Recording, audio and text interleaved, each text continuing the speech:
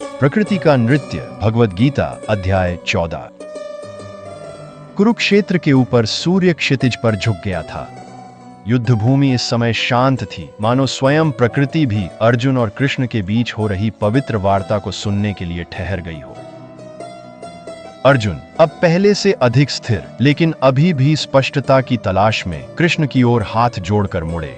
हे कृष्ण, उन्होंने कहा, आपने मुझे उस आत्मा का दर्शन कराया जो शरीर से परे है, मन से भी परे है, लेकिन फिर भी मैं विचारों, भावनाओं और आदतों से खींचता हुआ महसूस करता हूँ। कभी शांति की ओर, कभी इच्छा की ओर और कभी अंधकार की ओर। इसका कारण क्या है और मैं इससे ऊपर कैसे उठ सकता हूँ?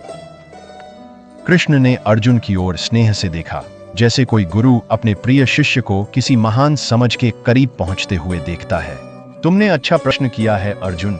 अब मैं तुम्हें सर्वोच्च ज्ञान बताऊंगा, वह ज्ञान जो सच्ची मुक्ति देता है और सीधे मुझसे एकत्व की ओर ले जाता है।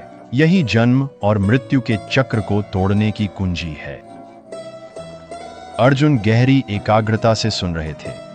कृष्ण ने आगे कहा, इस संसार में जो कुछ भी जन्म लेता है वह प्रकृति से उत्पन्न होता है और प्रकृति 3 गुणों द्वारा संचालित होती है। ये हैं सत्व जो शुद्धता और सामंजस्य है, रजस जो उत्कंठा और गति है, और तमस जो अंधकार और अज्ञानता है। सभी प्राणी इन तीनों से प्रभावित होते हैं। वे थोड़ी देर रुके, फिर बोले, आओ मैं तुम्हें इनकी प्रकृति एक एक करके बताता हूँ। सत्व जो ज्ञान का प्रकाश है, सत्व प्रकाश स्पष्टता और संतुलन का गुण है। यह आनंद, शांति और ज्ञान लाता है। जब सत्व प्रधान होता है तो व्यक्ति शांत, बुद्धिमान और निस्वार्थ होता है। वह बिना आसक्ति के कार्य करता है, सत्य को स्पष्ट रूप से देखता है और आध्यात्मिक ज्ञान की ओर आकर्षित होता है। कृष्ण ने अर्जुन के मन में एक चित्र उकेरा, एक शांत साधु जो पेड़ के नीचे ध्यान मग्न बैठा है, जबकि हवा धीरे धीरे पत्तों को सरसराती है। उसका मन स्थिर था, उसकी आंखों में करुणा की चमक थी। यह वह व्यक्ति था जिसमें सत्व का राज्य था। लेकिन कृष्ण ने जोड़ा, यहाँ तक कि सत्व भी आत्मा को बांधता है। अर्जुन, सुख और ज्ञान के प्रति आसक्ति के द्वारा सच्ची मुक्ति के लिए इससे भी ऊपर उठना आवश्यक है। रजस इच्छा की अग्नि है। रजस ऊर्जा, जुनून और बेचैनी का गुण है। कृष्ण ने आगे कहा, यह इच्छा और लालसा से उत्पन्न होता है। यह आत्मा को कर्म और उसके फल के प्रति आसक्ति के माध्यम से बांधता है। अब अर्जुन, कल्पना कीजिए एक योद्धा की जो महत्वाकांक्षा से प्रेरित होकर युद्ध के मैदान में दौड़ रहा है, या एक व्यापारी की जो अमीर बनने की कोशिश कर रहा है, या एक नेता की जो प्रशंसा और पहचान चाहता है। ये सभी रजस की ज्वाला से प्रेरित हैं, शक्तिशाली हैं, लेकिन कभी भी शांत नहीं रहते। जब रजस हावी होता है, कृष्ण ने कहा, तो मन अशांत हो जाता है। भले ही व्यक्ति सफल हो, फिर भी वह बेचैन रहता है। उसे और अधिक चाहिए। वह परिणामों के पीछे भागता है, यह समझे बिना कि शांति भीतर से आती है। तमस, अज्ञान का कुहासा। फिर तमस है, कृष्ण ने कहा। उनका स्वर शांत लेकिन दृढ़ था।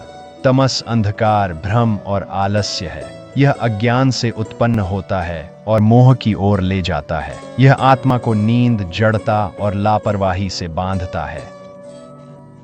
अर्जुन ने एक ऐसे व्यक्ति को देखा जो जीवन भर सोया रहा, अपनी क्षमता से अनजान। वह अपनी पीड़ा के लिए दूसरों को दोष देता था, बदलाव से इनकार करता था और अपनी आदतों का गुलाम था। यह था तमस। यह बुरा नहीं था, बल्कि अचेतन था। जब तमस हावी होता है, कृष्ण ने समझाया, तो व्यक्ति सुस्त हो जाता है, सत्य का विरोध करता है और डर या दुख से चिपका रहता है। वे अपने भीतर की दिव्य चिंगारी को भूल जाते हैं। गुणों का चक्र। फिर कृष्ण ने कहा, ये तीनों गुण लगातार बदलते रहते हैं। कभी कभी सत्व चमकता है, रजस और तमस को पीछे धकेलता है। कभी कभी रजस प्रज्वलित होता है, सत्व और तमस को दबा देता है। और कभी कभी तमस सब कुछ एक घने कोहरे की तरह ढक लेता है। सारी जीवन इस नृत्य में बंधी हुई है। अर्जुन ने पूछा, और मृत्यु के समय जब इनमें से कोई एक गुण हावी होता है, तब क्या होता है?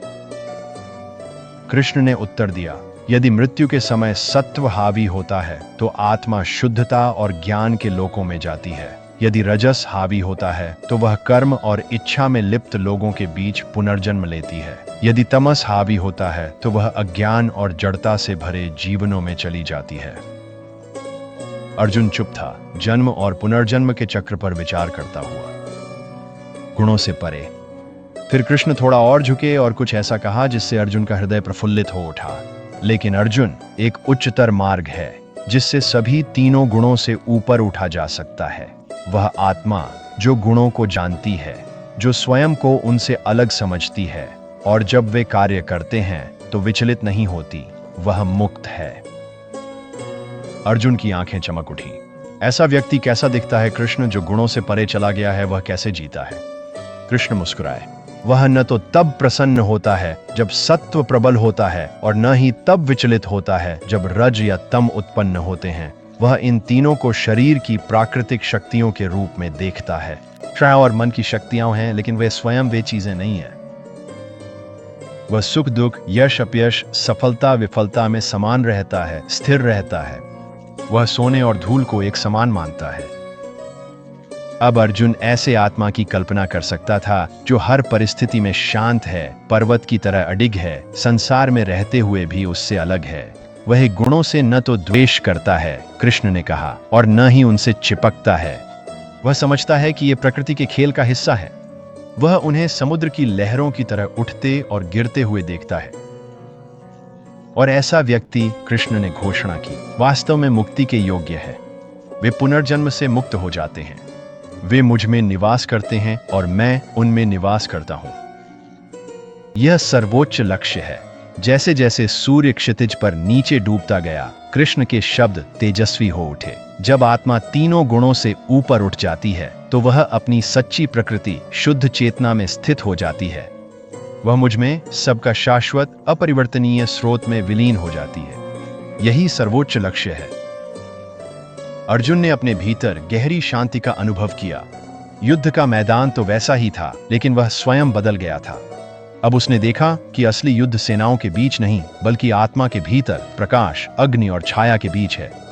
और सच्ची विजय केवल कर्म करने में नहीं, बल्कि अपने भीतर के शाश्वत आत्मा की जागरूकता के साथ कर्म करने में है।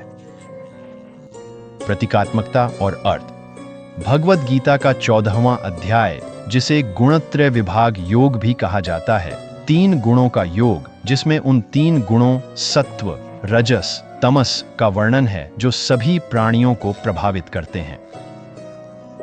यह सिखाता है कि संपूर्ण जीवन 3 ऊर्जाओं से प्रभावित होता है। पहला, सत्व, शुद्धता, संतुलन, जो ज्ञान और शांति की ओर ले जाता है। दूसरा, रजस, क्रियाशीलता, जुनून, जो महत्वाकांक्षा और बेचैनी की ओर ले जाता है। तीसरा, तमस, जड़ता, अज्ञानता, जो ठहराव और भ्रम की ओर ले जाता है। कृष्ण बताते हैं कि आध्यात्मिक प्रगति गुणों का नाश करने में नहीं, बल्कि विवेक, भक्ति और आंतरिक स्थिरता के माध्यम से उन्हें पार करने में है। आज के लिए संदेश।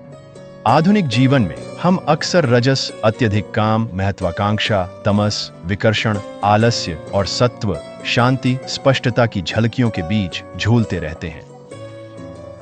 लेकिन अध्याय 14 की यह शिक्षा हमें याद दिलाती है कि आप न तो अपने मूड हैं, न अपनी आदतें और न ही अपने विचार।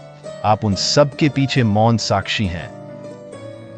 जब हम जागरूकता का विकास करते हैं तो हम इन गुणों के खींचतान से ऊपर उठ सकते हैं और सच्ची स्वतंत्रता पा सकते हैं। और उसी स्वतंत्रता में कृष्ण कहते हैं, आत्मा परमात्मा के साथ एक हो जाती है।